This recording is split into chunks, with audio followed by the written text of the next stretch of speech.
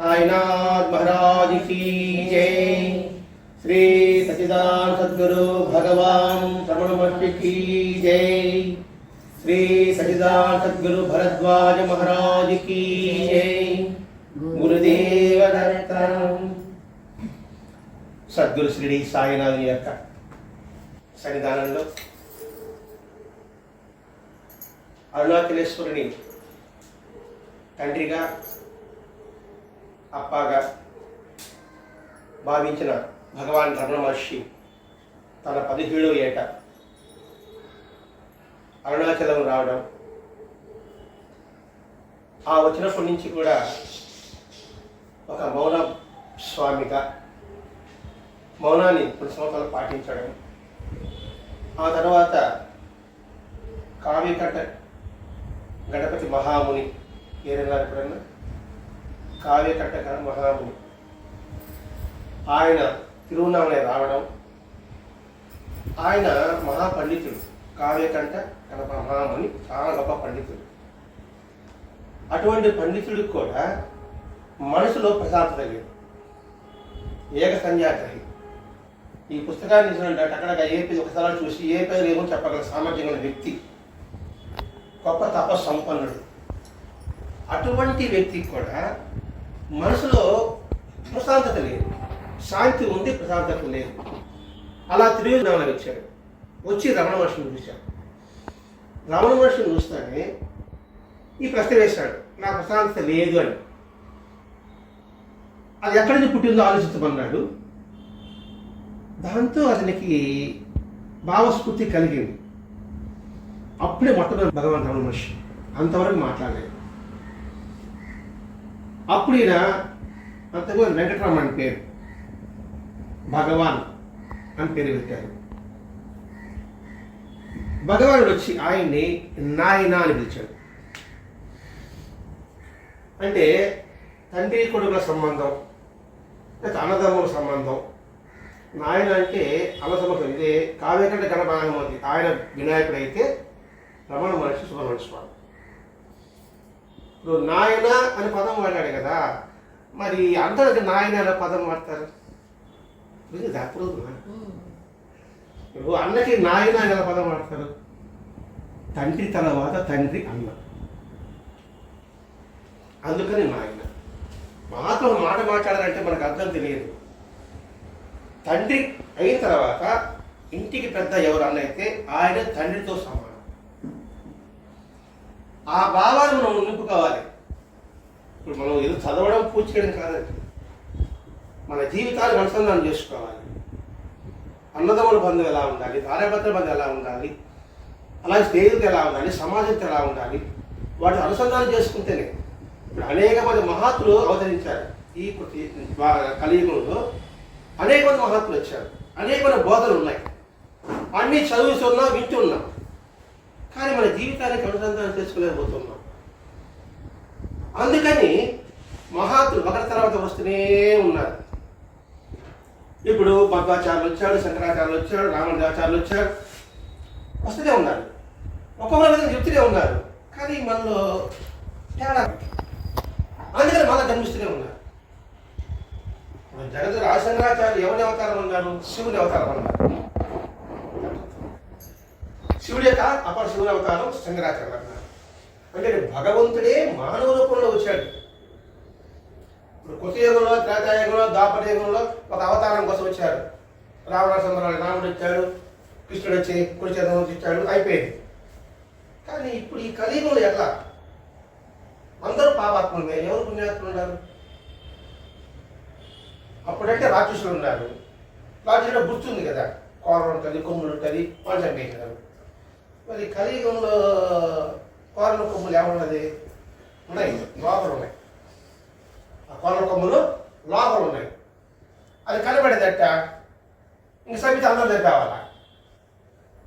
అందుకని ఆ భగవంతుడు మానవ రూపంలో అవతరించి భగవద్దత్త ఏం చెప్పారో అది అతి సన్నిహితంగా వచ్చారు. ఇప్పుడు నేను అనుకోండి, ఇప్పుడు ఏదో మామూలు డ్రెస్లో ఉన్నాను, మీరు దగ్గర కూర్చున్నారు.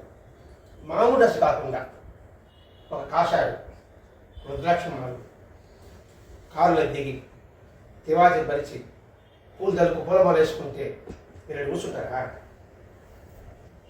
అర్థమైంది? మీరు దగ్గర కూర్చుంటారు మీరా? దూరంగా వెళ్తారు, యాడ సపిస్తాడు.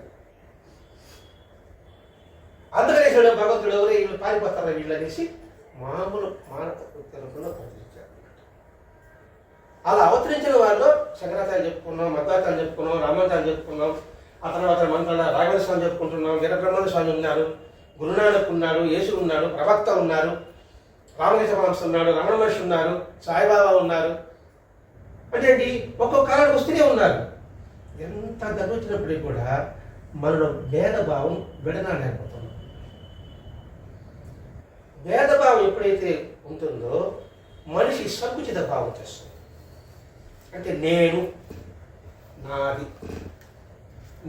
నాది అని ఉన్నంత వరకు భగవంతుడు లభ్యం. అంటే ఆయన దొరకడు, ఆయన సన్నిధిలోకి రాడు, మన సన్నిధిలోకి ఆయన రాడు. ఎప్పుడైతే ఒకటే అని భావం వచ్చినప్పుడు మాత్రమే ఆయన వాడి దగ్గరకు వస్తాడు. ఈ భావాన్ని చెప్పడం కోసమే శ్రీ సాయినాథ్ వచ్చింది.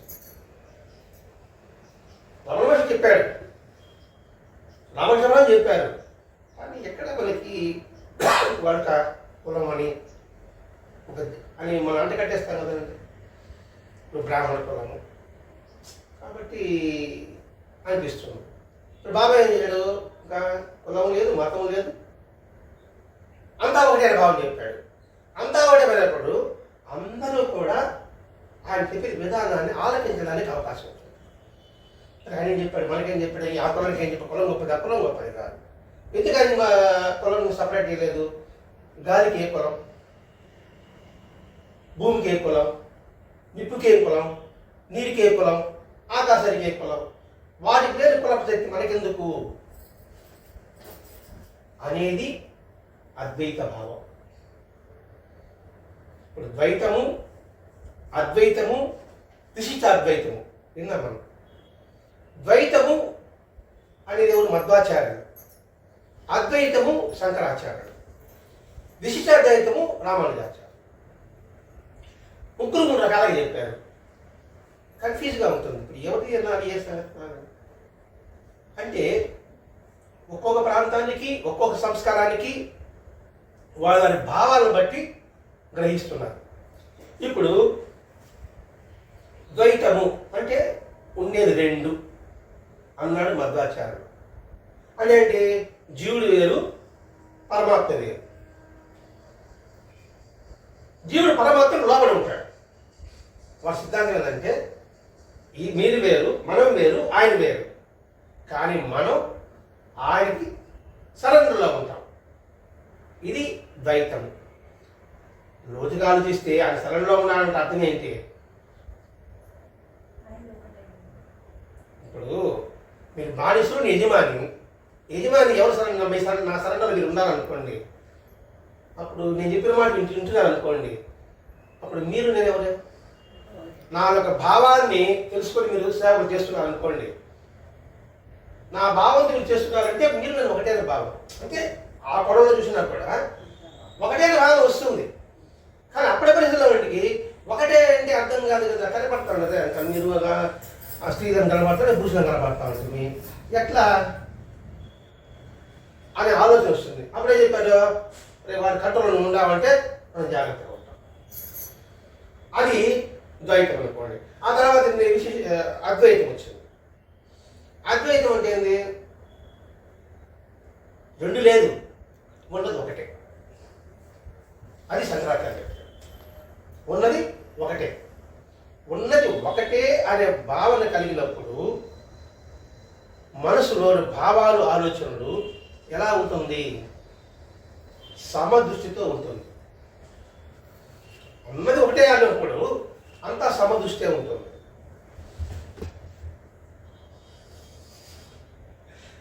అంటే సమదృష్టి అన్నప్పుడు ఏమవుతుంది? ఎవరికెవరు కీడు చేసుకో, నీ దుఃఖం నా దుఃఖం, నా సంతోషం మీ సంతోషం అనుకున్నప్పుడు అది కుటుంబం కావచ్చు, సమాజం కావచ్చు, ఎలా ఉంటుంది? ఆనందంగా ఉంటుందా, బాధగా ఉంటుందా, దుఃఖంగా ఉంటుందా? ఆనందంగా ఉంటుంది. ఆనందో బ్రహ్మ, ఈ పదాలు విన్నాం. బ్రహ్మ అంటే ఎవరు? పరమాత్ముడు, ఆనంద స్వరూపుడు ఆయన, అంతే. ఈ తత్వాలను నింపడం కోసమే ఈ శంకరాచార్య అద్వైతాన్ని ప్రతిపాదించారు. విశిష్టాద్వైతం అంటే రామానుజాచార్యులు. ఆయన చెప్తున్నాడంటే ఒకటి కాదు అని చెబుతూ జీవుడు వేరే, ప్రకృతి వేరే, భగవంతుడు వేరే, మూడుగా విడగొట్టాడు ఆయన. జీవుడు, ప్రకృతి, దేవుడు, ఇది వేరు వేరు అంటూ ఇవన్నీ కూడా, ఈ రెండు కూడా ఆ నదిలో ఉంటుందంటున్నాడు వల్ల రామానుజాచార్యులు. ఎవరు? జీవుడు కానీ ఈ ప్రకృతి అంటే పంచిపోతారు, వాళ్ళ అధీనంలో ఉంటుందన్నాడు. ఇది వాస్తవమే.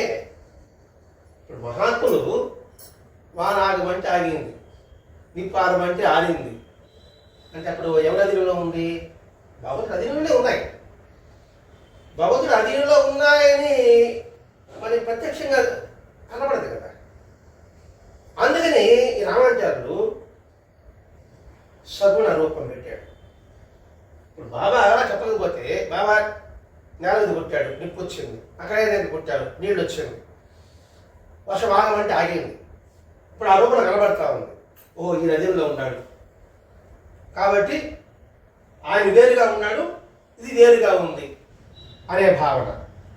ఇప్పుడు శంకరాచార్య చెప్పింది ఏంటి? నిర్గుణం, నిరాకారం, అంతే కదా. అంతా ఒకటే అన్నప్పుడు ఏ ఆకారం? అన్ని ఆకారం ఒకటే కదా. ఆ భావనని చెప్పడమే అద్వైత దృష్టి. ఇప్పుడు ఈ అద్వైత దృష్టిలో ఏం కనబడుతుందంటే, నేను చెప్పాను, సమదృష్టి కనబడుతుంది. అందరూ ఒకటి అని భావన. 2, అహం బ్రహ్మాస్మి, నేనే నీవు, నువ్వే నేను. ఇదే భగవద్గీత కృష్ణుడు ఏం చెప్తాడు? భక్తుడికి భగవంతుడికి తేడా లేదని చెప్తాడు. ఎట్లా? ఇనుప ముక్క అయస్కాంతానికి రాసుకొని ఇనుప ముక్క ఏమవుతుంది? మ్యాగ్నెట్ అయిపోతుంది. అప్పుడు ఇనుప ముక్క అంటాం దాన్ని ఏమన్నా. అలాగే భక్తుడు భగవంతు సన్నిధానంలో భగవంతు లక్ష్యాలు ఎప్పుడైతే పొందగలుగుతాడో అప్పుడు ఆ భక్తుడు ఏమంటాము? భగవంతుడే అంటాం. ఇంకేదో సపరేట్గా ఉండదు కదా. అయినప్పుడు ఎప్పుడైతే ఆ భావం వస్తుందో భయం ఉండదు. మనం అనుక్షణము భయమే. పుట్టినప్పటి నుంచి మనం భయమే.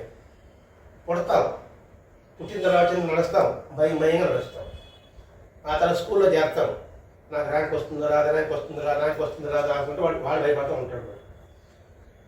వాడికి ర్యాంకు రాలేదు, వాడికి అంటే తల్లిగా భయపడతాడు.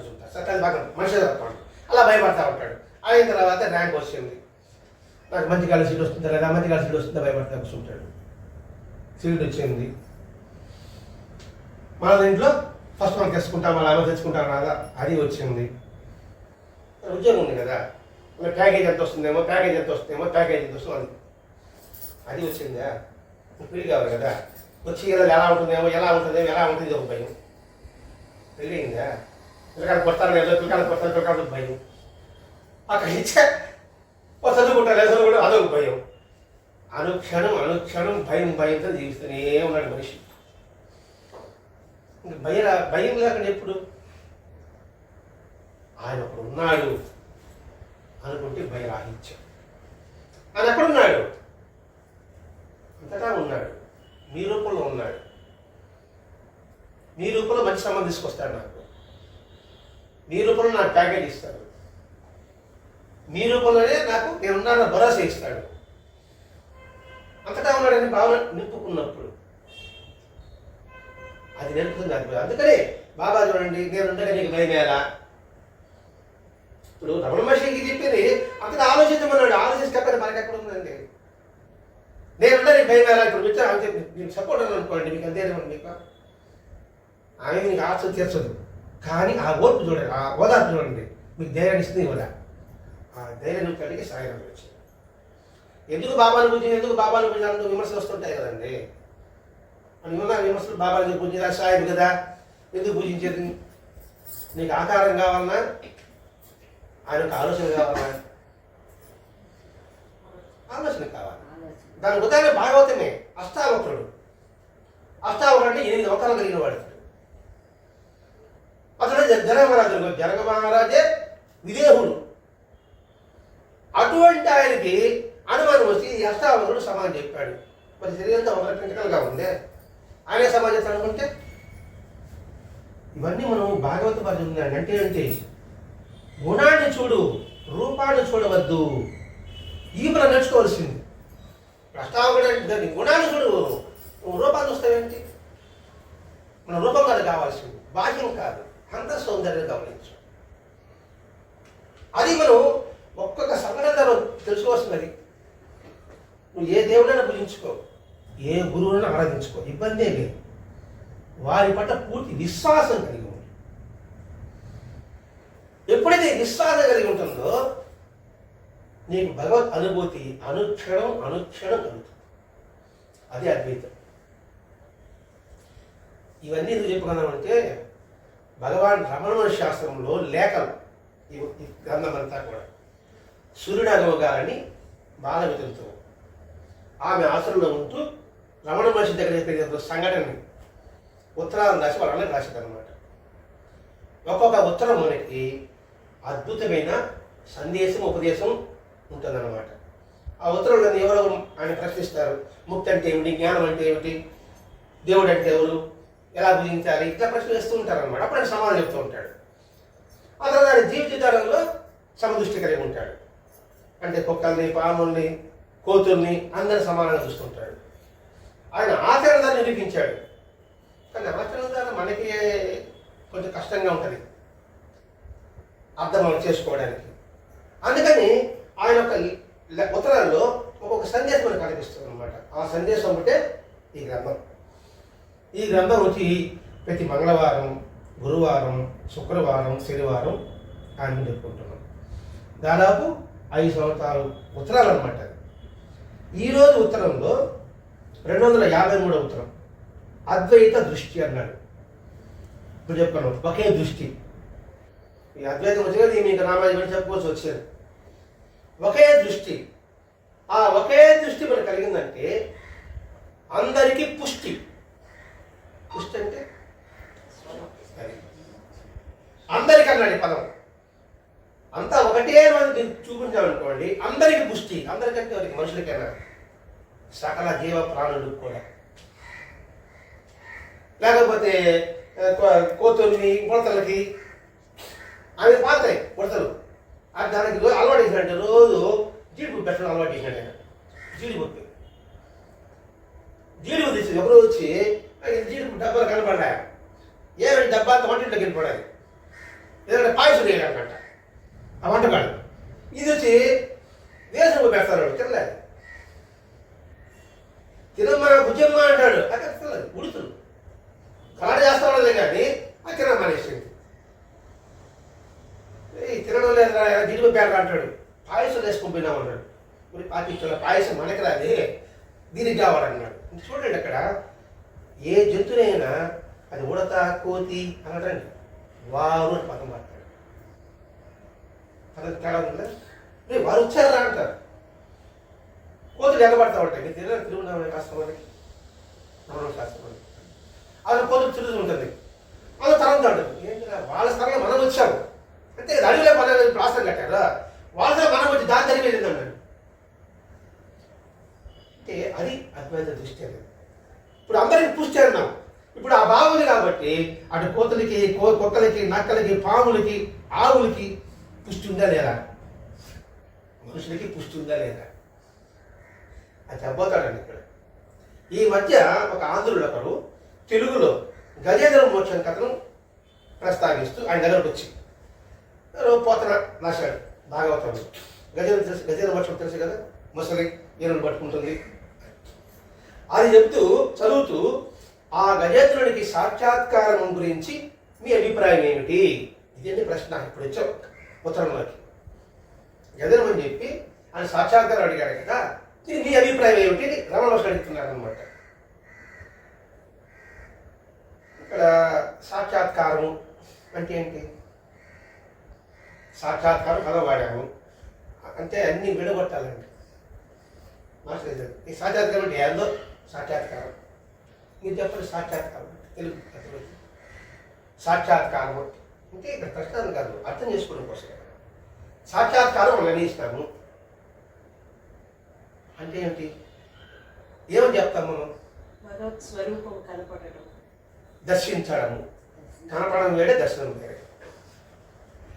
తప్పేం కాదు మనం తెలుసుకోవడానికి వేరే, కనిపించడం వేరే, దర్శించడం వేరే. కనిపించే నుంచి కళ్ళతో చూస్తున్నాం, దర్శనం అంటే ఇక్కడ చూస్తున్నాం. తిరుమలకి వెళ్ళిన తర్వాత ఆ దర్శనం వచ్చిన తర్వాత అక్కడ ఏ రాసి ఉంటారు? పునర్దర్శన ప్రాప్తిరస్తో రాసి ఉంటారు. పునః చూడడానికి రండి, మీకు కలగాలని చెప్పండి. దీంతో చూస్తే లాభం లేదు, దీంతో చూస్తే లాభం. ఇది స్థిరత్వం అన్నమాట. అందుకని దర్శనము భగవంతుణ్ణి ప్రత్యక్షంగా దర్శించడం సాక్షాత్కారం. ఈ గజేంద్ర వచ్చిన తర్వాత ఆయన అంటాడు నవ్వుతూ, చూడండి తన రక్షణ నిమిత్తంగా అది ప్రార్థించింది. అంటే ముసలి పట్టుకునేసింది కదా, దానికోసం రక్షించమని చెప్పి అది ప్రార్థించింది. మీరు పద్యం చదివారు ఇప్పుడు. ఇది గజేంద్ర ముసలి అంటాడు, ఎవ్వని తేజ నించు జగమెవ్వని లోపల నుండి ఈనమై అని చెప్పమా. మీకు నోటికి వచ్చినట్టుగా నేను చెప్పాను, నేను చూసి చెప్పాల్సిందే. ఎవ్వని చేదనించు జగమెవ్వని లోపల నుండు లీనమై ఎవ్వని ఎందుడిందు పరమేశ్వరుడెవ్వడు మూల కారణంబెవ్వడు అనాది మధ్య లేడెవ్వడు సర్వము తానైన వాడెవ్వడు వాని ఆత్మ ఈశ్వరు నేను వేడుకుంటున్నాను, శ్రవణం చేస్తున్నాను చెప్పాడు అని పద్యం మీరు చెప్పారు కదా. రమణుడు చెప్పండి, ఆ పద్యం మీరు చెప్పారు కదా అంటే దాంట్లో ఏముంది? అంతటా ఆయన ఏమన్నా పదం ఉంది కదా. అంటే ఎవడు రక్షిస్తాడో ఎవడు చేసుకుంటాడో అనే పదం ఉంది కదా. మరి తల్లికి ఈయన అడగడం ఏమిటి అంటూ ఇంకో పద్యం మాట్లాడండి. కలడందరూ దీనులు లేడ కలడందరూ పరమయోగి గుణముల పాలు. ఇది నాటమాట. కలడందరూ దీనులు లేడలా కలడందరూ పరమయోగి గణముల పాలు.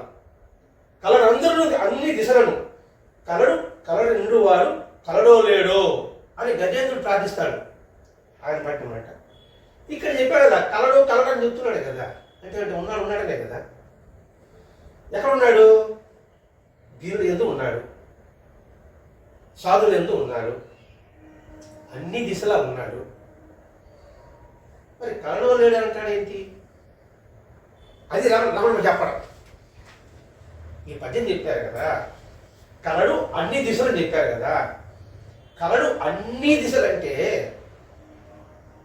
వీళ్ళ లేరా, వీళ్ళు లేరా? వీళ్ళు లేనప్పుడు నువ్వు అడగడం ఏంటి? నన్ను రక్షించాడు. నాలో భగవంతుడు ఉన్నాడు అనుకున్న తర్వాత భగవంతుడే రా అని చెప్పడం ఏముంది? ఇల్లు కుమారుడు గారిది. ఆ కుమారుడి తర్వాత ఆ వస్తువు ఇస్తామా సోమా అని అడిగి చెప్పుకుంటుంది. ఓనర్ ఆయనే కదా, ఈమె ఓనరే కదా. ఒకరు అడిగి తీసుకోవడం ఏమిటి? అర్థమవుతున్నాను కదా. ఇప్పుడు భగవంతుడు అన్ని దిశలా ఉన్నాడని గజేంద్రుడు ప్రార్థించాడు. అన్ని దిశలా ఉంటే నువ్వు ఎప్పుడు పిలవడం ఎందుకని? ఇక్కడే ఉన్నాడు కదా, నీ దగ్గరే ఉన్నాడు కదా. నీ దగ్గరే ఉంటే నన్ను రక్షించు అనేది అడిగేంటి?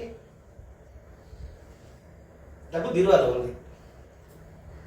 ఏమండి 1000 రూపాయలు అది ఎలా ఉంటుంది?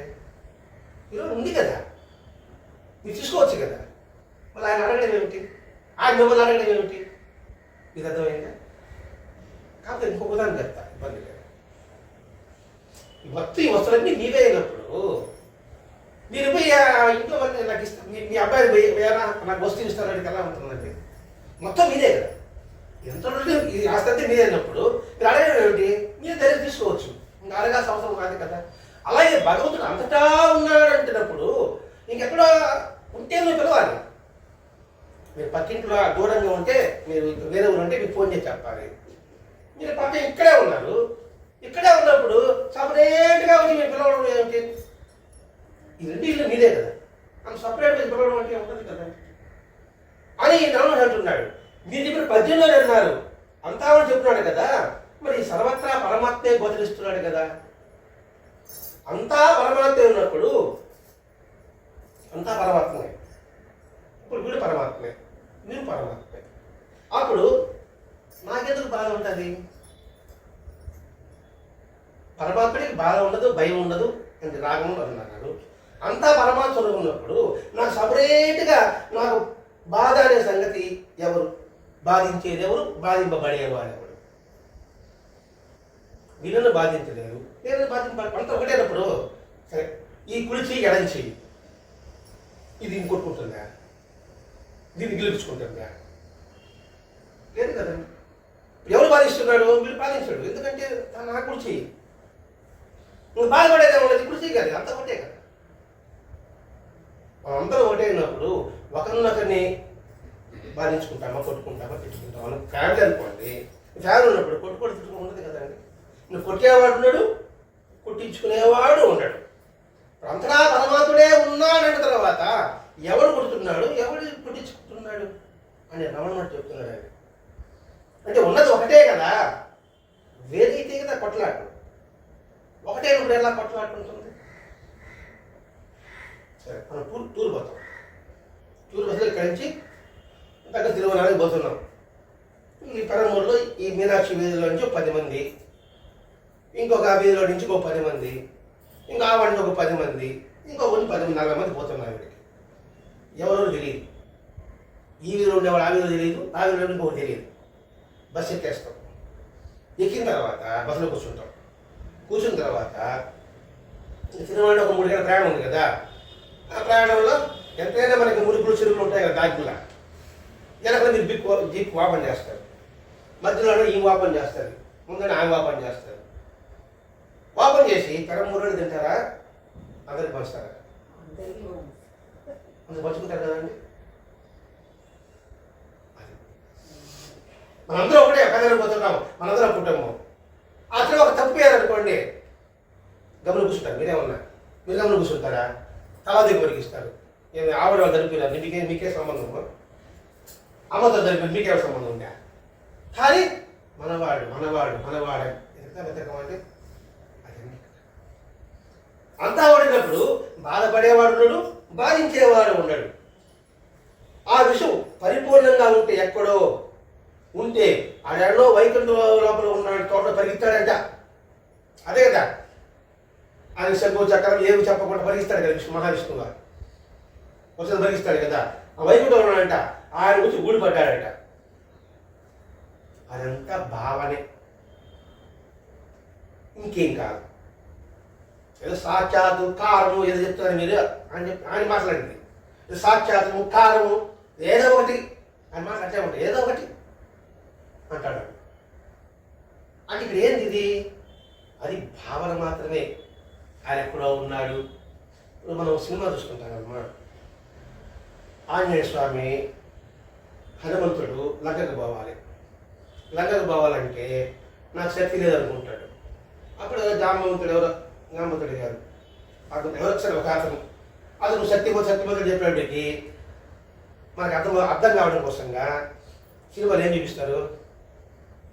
పెద్దగా ఎదిగినట్టు చూపిస్తారు, అంతే కదా. అప్పుడు కానీ మనకు అర్థం కాదు, అంతే కదా. పెద్దగా ఇద్దరు ఎంత బలం పొగడతా ఉంటే వీళ్ళు శక్తి ఉందా ఆ శాపం కదా హనుమంతుడికే, అది పెద్ద చూపిస్తాడు. కానీ వాస్తవం ఏంది? మనకు అర్థం కావడం కోసం చూపిస్తున్నాడు అంతే. అది భావన లేకపోతే నిజంగా పొడుగు ఎదుగుతాడు ఆయన ఉన్నా ఉంటారా? ఉంటారు కదమ్మా. మనకు అర్థం కావడం చూపించినట్టుగా, అంటే అది భావన ఉన్నా వాస్తవం ఉన్నా. హనుమంతుడు ఓడి కొండంత ఎత్తుకెత్తడానికి అది ఎందుమంటామా? కాదు, భావన. ఇది కూడా భావన మాత్రమే అని చెప్తున్నాడు మనిషి. నిజంగా అది అంతా పడి ఉన్నప్పుడు అది నీ భావన మాత్రమే. అయితే సాక్షాత్కారం నీ భావన మాత్రమేనా అని అడిగాడు భక్తుడు. ద్వైత దృష్టికి సాక్షాత్కారం, అద్వైత దృష్టికి అన్నీ భావన మాత్రమే. ద్వైతం అంటే వేరు, నేను చెప్పుకున్నాను, మధ్వాచార్య చెప్పాను. మీరునే వేరనుకున్నప్పుడు అది సాక్షాత్కారమే. కానీ అంతా ఒకటే ఉన్నప్పుడు అది భావం మాత్రమే. అంటే మనకు అర్థమయ్యడం కోసంగా, ఇప్పుడు మీరు స్త్రీలు, నేను పురుషులు, తెలియడం కోసం ఈ ఆకారం ఒకే భావన అనుకోండి. మీరు స్త్రీ కనబడరు, నేను పురుషుల భావనే నాకు రాదు. దీని ఉదాహరణే సుఖ మహర్షి. సుఖ మహర్షి ఎవరు? వ్యాసుడి యొక్క కుమారుడు. వ్యాస భగవానుడు సార్ మనకి భారతాన్ని వేదాలు అందించిన వాడు. వ్యాస భగవానుడు కొడుకు సుఖ మహర్షి, శుకుడు. ఇద్దరు కడిగుండా ప్రయాణం సాగిస్తున్నారు. ఒక ఊరు వచ్చింది, పక్కనే ఒక నది ఉంది. శుకుడు పోతున్నాడు. ఆ నదిలో ఆడవాళ్ళు స్నానం చేస్తున్నారు. శుకుడు మామూలుగానే పోతున్నారు. మామూలుగా మగవాడు వస్తే ఆడవాళ్ళు ఏం చేస్తారు? లేచి గబగబా సర్దుకుంటారు. వాళ్ళ హారతి స్నానం చేసుకుంటా ఉన్నారు. శుకుడు వెళ్ళిపోయాడు. ఇక్కడ వ్యాస భగవానుడు వస్తున్నాడు, ముసలుడు కదా. వాడు వస్తానే గబగబా లేచి గుడ్లేసుకున్నారు.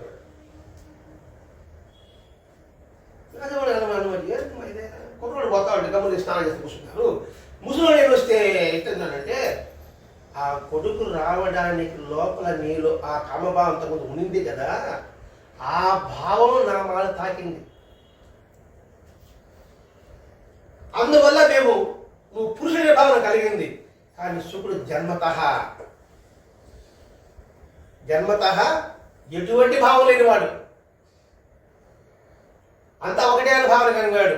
మేము పక్కనున్నా కూడా ఏదో చేవో దోమలో పోతాననే కానీ స్త్రీ అనే భావన ఉండాలి. అర్థం అనుకుంటున్నా అని అంత ఆత్మీయ దృష్టి నీకు ద్వైతంగా నీళ్ళు ఆలోచనే మనం వేరు చేసింది. మేము స్త్రీలము నీ పురుషులము అనేసి ఆ భావనే. అంటే మనం ఎంత జాగ్రత్తగా ఉండాలి. సైన్స్ ప్రకారం మన భావనే అంటే భావన తరంగానే మనుషుని తాకుతాయి. బాగా గమనించాలి. కావాలంటే ఒక వ్యక్తి దగ్గరికి వెళ్ళామనుకోండి, ఎక్కువసేపు కూర్చొని మాట్లాడతారు. ఒక వ్యక్తి దగ్గరికి వెళ్ళామంటే ఎప్పుడు వెళ్ళిపోదాం అనిపిస్తుంది. కారణం ఏముంటుంది చెప్పండి? వాడిలో ఉన్న సంకుచిత భావాలు ఉంటే ఎప్పుడు వెళ్ళిపోదాం అనిపిస్తుంది. అలా కాకుండా అంత ఒకటే భావన ఉన్నప్పుడు అనుకోండి వాటితో మాట్లాడనిపిస్తుంది. ఎందుకంటే ఆ వేవ్స్ మనకు తగులుతున్నాం. సింపుల్ చెప్పాలంటే ఒకటి కట్ట బుద్ధి పడుతుంది, ఇంకోటి కొట్ట బుద్ధి పడుతుంది. అవునా కదా? సాగుతుంది కదా. ఇద్దరు మనుషులే కదా. మరి పెట్టాలనిపిస్తే ఏం కొట్టాలని కనిపిస్తుంది అంటే నీ భావతరంగా నన్ను తాగుతుంది. ఇంకా అంటే రెండు గొప్ప పూల చెట్లు రెండు ఒకళ్ళు అట్టండి రోజు చెప్పుకున్నాడు. ఒకదానికి మామూలుగా విసుక్కుంటే నిండిపోయండి, ఒకదాన్ని ప్రేమతో నిండిపోయండి. ఆ పూలో తేడా వస్తుంది చూడండి.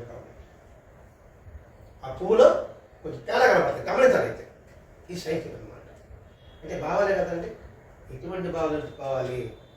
ఎందుకు అర్థం చెప్తున్నాడు? అంతా నెగిటివ్ థింకింగ్ వద్దు, అన్ని పాజిటివ్ థింకింగ్ చూసుకో, ఆనందంగా ఉంటాం. విశాలత్వమే జీవితం, సంకుచిత్వమే మరణం. స్వామి వివేకానంద సంకుచితమే మరణం ఎందుకన్నాడు? సంకుచితం అంటే నేను నాది. ఇప్పుడు ఈ ఏరియా అంతాన్ని బయట పంపించేసి నాకు రాయి చేశాడు మన ముఖ్యమంత్రి గారు, స్టాలిన్ గారు. మొత్తం ఎవరు లేరు, అందరూ మొత్తం నేను రాయిస్తారు. ఉండగలరా? అడిగాను, రాయి చేశాడు, అయిపోయింది. ఉండగలరని మరి మరణంతో సంబంధమా లేకపోతే జీవితమా అంటే సంకుచిత్తం. నాది అసలు అన్ని విడిచి వెళ్ళిపోయారు. డబ్బులు చూసవలసిందే. ఎవడి రాడు, ఇంటికి పోవు. అది విశాలత ఉందనుకోండి, చిన్న ఇంట్లోనే మీరు ఉన్నారు, అంతటా అనుకోండి, మీకు ఏ ఆపద దగ్గర పరిచిస్తారు. అని ఊరికే జీవితము విశాలత్వము జీవితము సముచిత మరణం చెప్పాడంటే దానికి అర్థం చెప్పుకుంటున్నాను. ఈ అద్వైతం అంటే విశాలత్వం. సగలా చెప్పింది అద్వైతం అంటే అంత విశాలత్వం. ఉన్నది ఒకటే, వేరు కాదు. ఆ భావన నీకున్నప్పుడు నాకు ఆ భగవంతుడు కనబడాలి, సాక్షాత్కరించాలి అని కోరం. మీరు కొడతారు దేవుడిని కనబడాలన్నా నేను కొడతాను తర్వాత కనబడు అంటాను. ఆయన కానీ కనబడ్డాడు అనుకో నా పని అయిపోయింది. అందుకనే కనబడ్డాడు. ఎందుకు నా పని మీద వస్తేనే కనబడ్డాడు బాబా రేపు అందరికి వచ్చారంటే పోతాను కదా. కనబడ్డారు అడిగాను నేను, కనబడ్డాడు ఆయన. కనబడ్డాడు ఆయన మాట వినాలి కదా నేను. ఒరే ఇంటికి వచ్చారంటే పోగలను కదా. ఇందుకు సార్ అంటాను ఎందుకు కోరుకుంటావు కనబడాలని. దేవుడు దేవుడా రాంగా కనబడు, కృష్ణుడా కనబడు, దేవుడు మన కల్లా కనబడాడు. కనబడి ఆయన కల్లా కనబడేదా? కల్లో కనబడ్డాడంటే నిజంగా నాకు కల్లో రాముడు కనపడ్డాడు, కృష్ణుడు కనపడ్డాడు, వెంకటేశ్వర అందరూ కనపడ్డాడు అంటే నా యొక్క స్థితి ఎలా ఉండాలి? భయం లేకుండా ఉండాలి, మనసు నిర్మలంగా ఉండాలి. ఈ రెండే చెప్పుకున్నాం. భయం లేకుండా ఉండాలి, నిర్మలంగా ఉండాలి. ఇంకోటి ఏం చెప్తావా? ఈ రెండు ఉండాలి. నిర్మలంగా ఉండొచ్చు, స్వచ్ఛంగా ఉండొచ్చు. ఎవరికి నాకు అనుకూలమైన పక్క అనుకునే పక్క స్వచ్ఛంగా ప్రేమగా ఉండొచ్చు, లేదా అనుకూలంగా ఉండొచ్చు. కానీ భయం లేకుండా ఉండగలనా?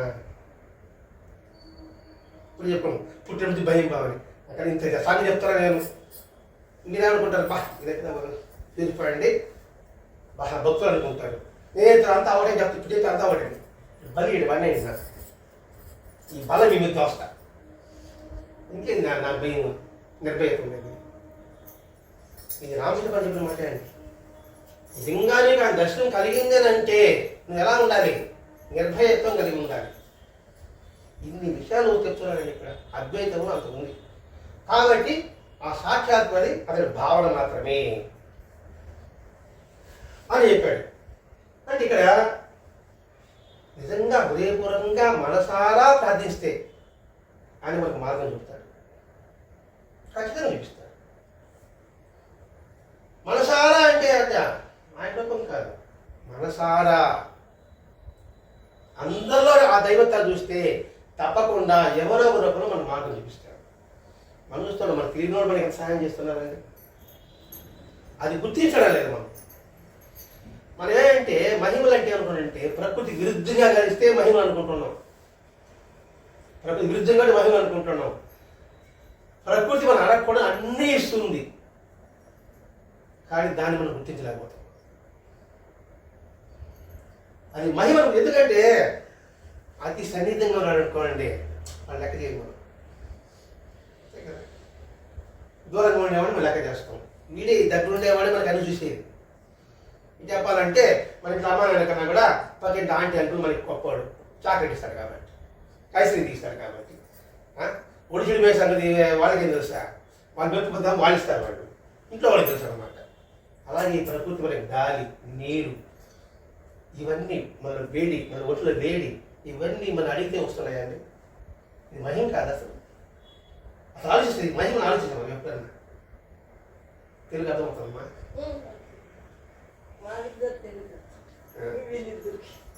ఇప్పుడు ఇది ఒక గొప్ప మహిమ మనకు అర్థం చేసుకోలేకపోతాం. మన నోట్లో చెమ్మ లేకపోతే మన పరిస్థితి ఏంటి? మరి ఆ చెమ్మని నిరంతరం ఊరి చేస్తున్నాడు ఎవడు? నువ్వు చేస్తున్నావా? నేను చేస్తున్నాను, నీకోటి చేస్తున్నాను. ఇది గొప్ప మహిమ కాదా? ఇది ప్రకృతి పరంగా చేస్తున్నాను. ప్రకృతి సహజం ఇది, దీన్ని మనం పట్టించుకోవడం లేదు. ప్రకృతి విరుద్ధంగా చేస్తావే దాన్ని పట్టించుకుంటున్నాం. గబక్కని దేవుని ఒక వస్తువు తీసి జరిగించాను అనుకోండి, ఉంగరం చేతిలో పెట్టారు అనుకోండి, అబ్బా గొప్ప మైన. ఆ ఉంగరం ఎట్టొస్తుంది? ఏమైనా సంపాదించాల్సింది. మరి దొంగతనం అవునా కదా? నేను సూచి దొంగ ఉంగరం సూచిస్తాను, తయారు చేశాను, ఏమన్నా జోబులో నుంచి ఏమైనా కావాల్సింది. మరి అడిగిస్తే దొంగతనం అవునా కదా? అది నేను దొంగయ్యా, దొంగ సర్దుస్తున్నాడు ఏమవుతాడా? వాడు దొంగే. అది కదా మహిమ అనుకుంటున్నాం. సహజంగా మన అనుకోలేకుండా గాలి ఇస్తున్నాడే, మరి అది గొప్ప మహత్వం అనుకుంటున్నాం మనం. ఆలోచన వస్తుంది, వస్తుంది నాకు ఎవరికి ఆయనకు వస్తుందంట, నాకే రావడం. అది మహిమ సంగతి. అనుక్షరం ఆ మహిమ అనేది ఉంటే మీరు వస్తుంది, మీరు విమర్శించగలరు. అనుక్షరం ఆయన మహిమను అనుకుని ఉంటే నాకు ఇది కావాలనే ధ్యాస మీకు రాదు, రాకూడదు కూడా. మరి వస్తుందా రాలేదా? నీకు వస్తుందా రాలేదా? నాకు వస్తాను కాబట్టి అని చెప్పి నాకు అందుకని నేను చెప్పడాలే అంతే కదా. అదొక అదృష్ట భయమని ఉన్నప్పుడు అది ఇచ్చినప్పుడు నాకు అన్నీ కూడా ఆయన అడగకుండా గాలి ఇస్తున్నాడు, అడగకుండా నీరు ఇస్తున్నాడు. అలాగే మన వేడికి అడగడం మన వేడి కాలుతా ఉంది. ఆలోచన చిన్నప్పుడు చర్మం అయిపోయిందండి, ఎలా సాగుతుంది చూడండి. ఇప్పుడు బండిలో చెమట బయట వస్తుంది కదా, రంధ్రాలు ఉంటే బయట వస్తుందా, రంధ్రాలు బయట వస్తుందా? రక్తం బయట రాలేదు, అది కూడా రావాలి కదా. సందుండేప్పుడు రక్తం బయట రావాలి కదా, రావడం లేదే. ఇది ఎంత గొప్ప విచిత్రం, ఇది మహిమ కాదా? ఇట్లా ఆలోచించాలండి. ప్రతి ఒక్కటి భగవంతుడు ఒకేమాట చెప్తాడు, స్తబ్దులుగా ఉండద్దు, దీనిని తల ఒప్పకూడదు, ఆలోచించాలి. ఎవరు చెప్పినప్పుడు కూడా ఇది స్వామి వివేకానంద మాట. నేను చెప్పింది వినే తలూపేవాడికి నాకు ఇష్టం లేదు. నేను చెప్పింది అవగాహన కదా ప్రశ్నించేవాడు నాకు ఇష్టం అని చెప్పాడు. అందుకని ఇన్ని విషయాలు చెప్పాల్సి వస్తుంది. నేను కొత్తగా ఇది సూర్యులు పెట్టేది తిరగడం ఉండదు. ఇప్పటికి అయిపోతుంది సత్సంగం, వచ్చేదానికి ఫలితం రావాలి కదా, మీకు అర్థం కావాలి. ఇన్ని విధాలు చెప్తున్నాను అంటే ఆయనపై ఆధారపడిన వాడు సురక్షితుడు.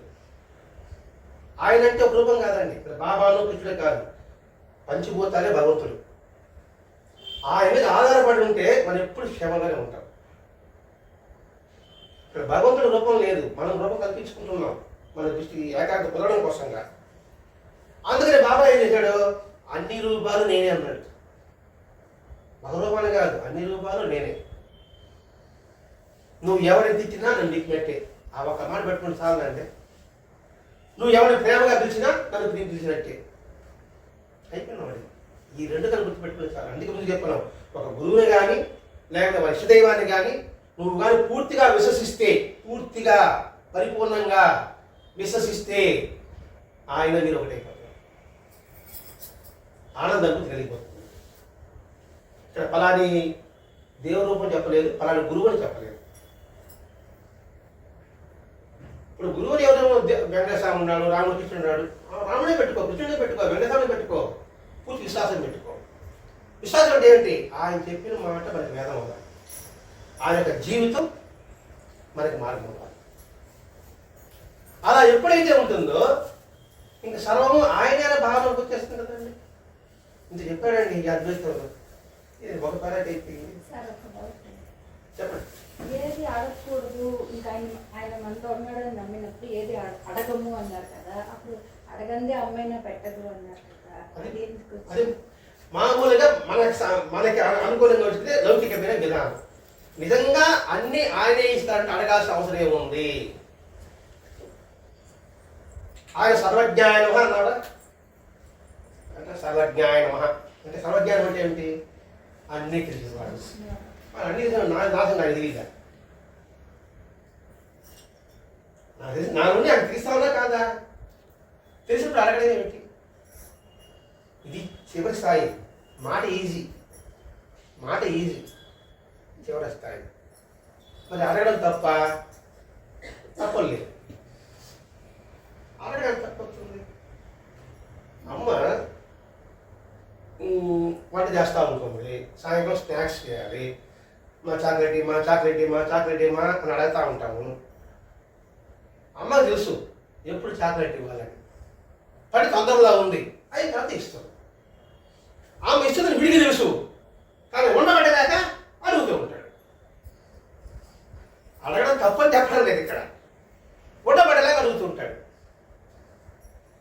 పైన కప్పలు కూర్చుంటాడు, అమ్మ స్థితి పెడతానే అనిపిస్తుంది. ఆ స్థితి రావాలంటే నా బోటి కానీ కొన్ని వేల జనం పట్టచ్చు. మీ సంగతి నేను మాట్లాడను, ఎందుకంటే మీరు ఉంటారు, నాకు తెలియదు కదా. ఈ స్థితి రావాలంటే మానవ జన్మని శ్రేష్టమండి. ఇదే ఫస్ట్ జన్మ, ఇదే మనం ఫస్ట్ పుట్టామనే ధ్యాస మనకు ఉండాలండి. మన జన్మకు పుట్టామంటే ఇదే స్టార్టింగ్ అంటే అర్థం కావాలంటే ఇదే మన ఎల్కేజీ కాదు, ప్లే క్లాస్.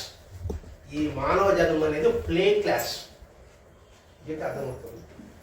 ప్లే క్లాస్ నుంచి మళ్ళీ స్టెప్ అవ్వాలంటే ఎంత కష్టపడి ఆలోచించాలి. ప్లే క్లాస్లోనే డిసిప్లిన్ మొట్టమొదట.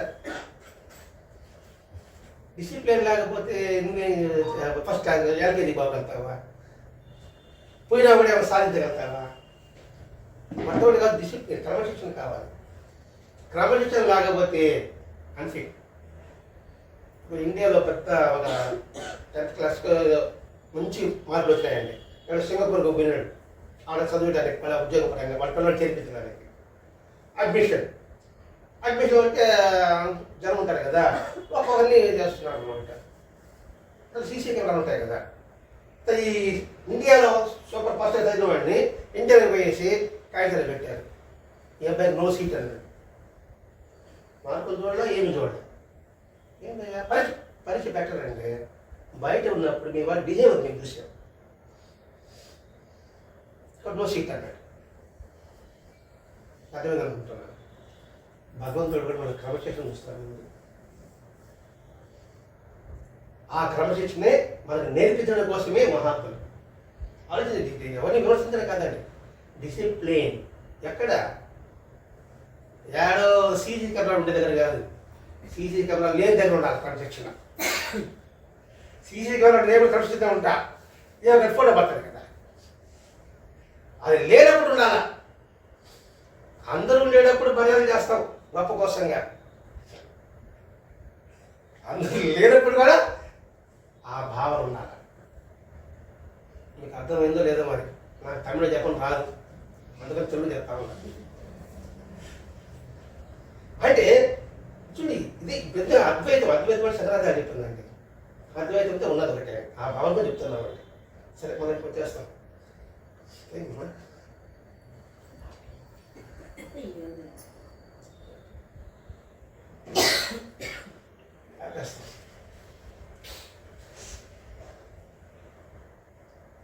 సరే సింపుల్గా చెప్పుకుంటూ వచ్చేస్తాం. అయితే అది కొంతకాలం తర్వాత కొంత వచ్చి రామదాస్ దగ్గర వచ్చి భద్రాద్రి రామదాస్ గురించి పాట పాడారు ఒక ఆయన. ఇచ్వాకుల తిలక అనే పాట ఉంది కదండి, ఆ పాట. ఇచ్వాకుల తిలక ఇకరైన పలుకువే రామచంద్ర, రక్షింపుకొనను రక్షింపలే వరకు రామచంద్ర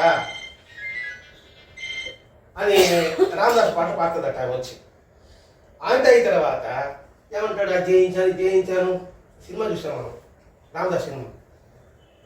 భద్ర రామాయణం కడతాడు కదా, ఎవరు కంచెల గోపాలన్న రామదాస్ అని, అతన్ని బంధిస్తారు కదా కానిష్ట. అప్పుడు ఆ జైల్లో దెబ్బలు పోర్చుకోలేక ఏదో చెప్తా ఉంటాడు కదా. అన్నప్పుడు నీకు అది చేయించాను, సీతమ్మకి ఇది చేశాను, లక్ష్మికి ఇది చేశాను, ఇవన్నీ పిలుగుతూనే బాధరాత అలాగే నన్ను ఎందుకు రక్షించవు అని పాట పాడతాడు కదా. అన్నప్పుడు ఈయన అంటున్నాడు, అవన్నీ ఆయన అడిగాడా, నేను రక్షించు అని అడిగేస్తున్నాడు అంటున్నాడే అంటూ, అదంతా మీ సంకల్పమే కదా. మరి వాళ్ళని తిట్టడం ఆయన నవ్వినాడు. అంటే మనలో ఆలోచన ఎక్కిస్తున్నాడు రమణ ఇక్కడ. వాళ్ళు అడగడమా తిట్టడం అంటే కాదు, మన ఆలోచన ఎక్కిస్తున్నాడు. మనం కూడా అంటాం, దేవాలయంలో ఒక బాబా దేవుని కూడా ఇద్దాం అనుకోండి, బంగారు కిరీటం ఇచ్చాం, వాడు దొంగెత్తుకున్నాడు. ఆయన సొత్తే ఆయన కాపాడుకున్నాడు, ఆయన దేవుడే అంటాం.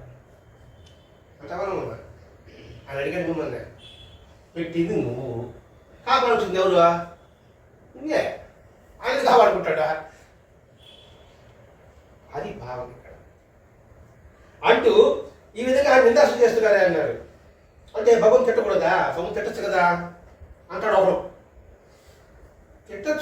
తిట్టకూడదు ఎవరు చెప్పలే, ఎందుకంటే అప్పర్ తమిళ్ ఆయన తిట్టాడు, సౌమ్యంగా తిట్టాడు అని చెబుతూ ఇవన్నీ ఆయన చెప్పిన మాట అండి. ముందుగా తిట్టాడు. అది చేయండి ఇది చేయండి అంటారే, చేయించేందుకు తానెవడు,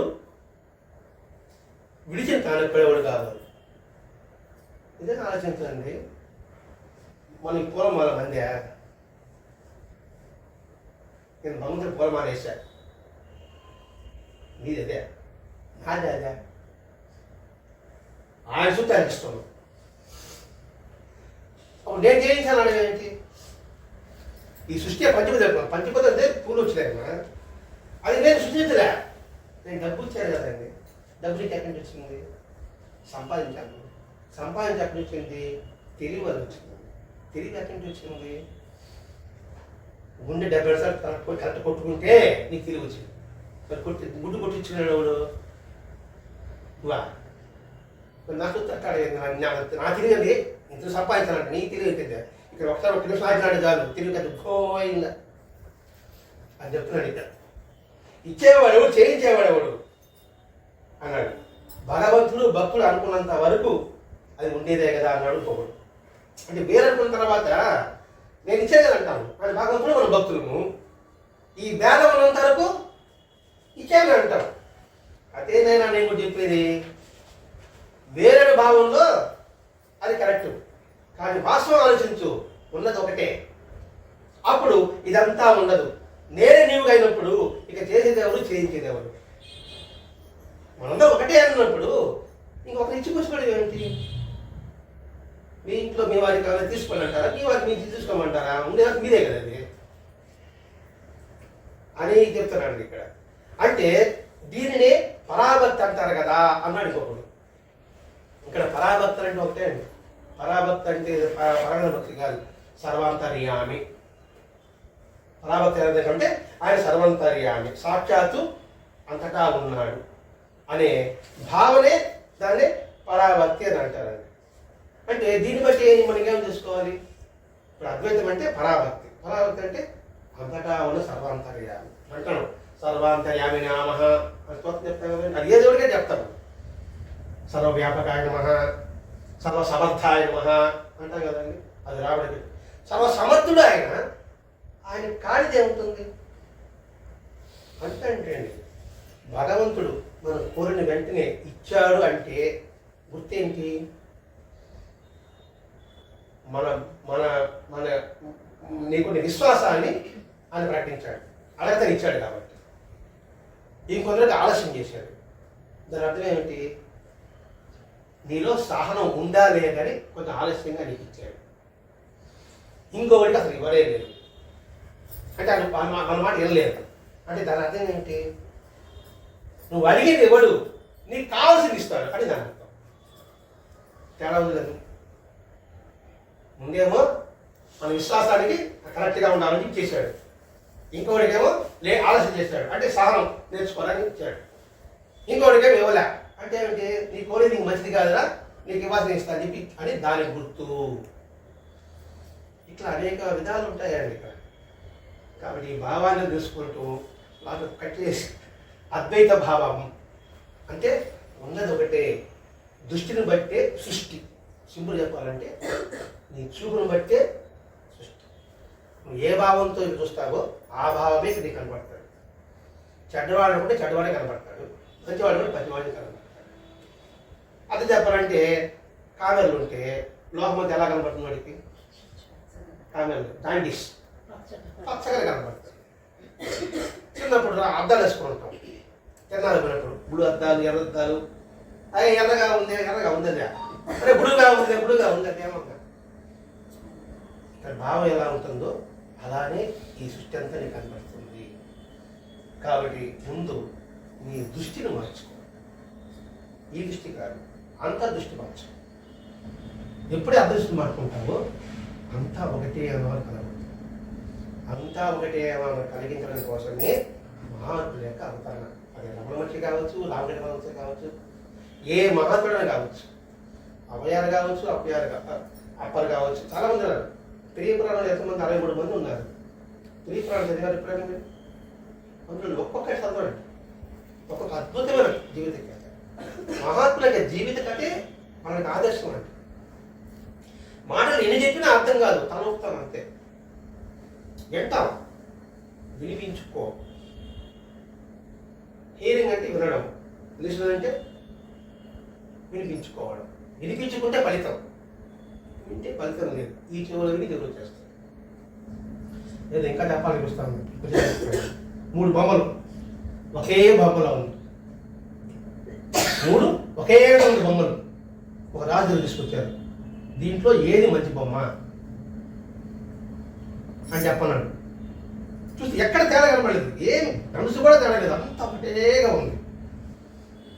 నేను ఏది మంచి బొమ్మ చెప్పాలా? ఎవరు చెప్పలేకపోయాడు. ఒక మీ బోటుగాడు వచ్చేసి సన్నని కమ్మి సన్న కమ్మి చెవులో పనిచ్చాడు. ఈ చెవులో పనిస్తానే టట్ట కొట్టాడు. ఈ చెవు నుంచి బయట చేసాడు. మళ్ళా ఇంకో బొమ్మ ఇస్తే ఇంకో మళ్ళీ చెవులో పనిచ్చాడు. చెవులు తినాల నోట్లో చూసేసాడు. ఇంకో బొమ్మ తీసాడు. అది చూస్తే లోపల కూడా అది ఎటు రావడంలే కవి ఎడుపు చేసింది అన్నమాట. ఇంకా బయట రాలేదా బయట చేసాడు. ఈ లోపల బయట రాలేదే ఈ బొమ్మ శ్రేష్టం అన్నాడు. ఏది అర్థం చెప్పి అన్నాడు. ఈ చెవులు వింటాడు, ఈ చెవులు వేస్తాడు. అది మంచి బొమ్మ ఎట్ట అవుతుంది? వినడం ఇది వాడడం.